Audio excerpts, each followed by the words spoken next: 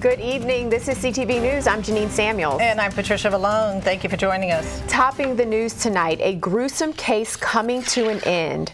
A member of the notorious MS-13 gang is sentenced in court for his role in the vicious murder of a teenage girl. The instruments of death were a baseball bat and machete. The accused killers were all teenagers. Byron Scott has our story. This is the area where that body of the 14-year-old girl was found. It was back in June of 2019. 4 people were charged with her murder, all alleged gang members of MS-13. Today, one of them was sentenced in court. This is the victim, 14-year-old Ariana Diaz. And these are the teenagers who killed her, according to police. From the left, Josue Fuentes Ponce, Joel Escobar, and Cynthia Hernandez Nucamendi. Fuentes Ponce pled guilty in October and today was sentenced to life behind bars with all but 50 years suspended. Diaz was killed in April 2019. Investigators say she was beaten with a baseball bat and hacked with a machete. Her body was discarded in a wooded area in Riverdale and discovered in June. Police say the teen was killed by MS-13 gang members who feared she might go to police about a kidnapping and robbery that occurred in the District of Columbia. Joel Escobar has also pleaded guilty. He'll be sentenced next month. Edwin Rios will go to trial in April. At the courthouse, Byron Scott, CTV News.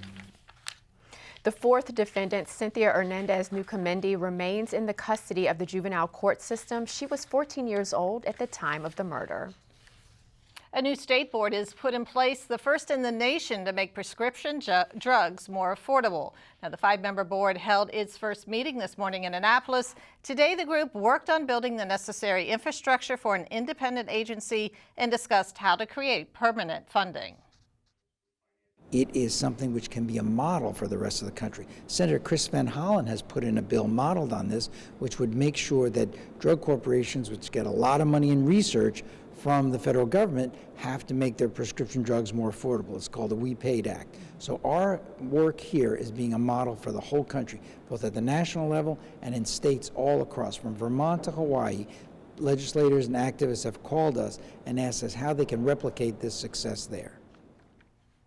An advocacy group is collecting stories from consumers who have paid high prices for prescription drugs. You can send your story to the healthcareforallcoalition.com/hearmystory. Meantime, the board is currently looking for office space in Prince George's County.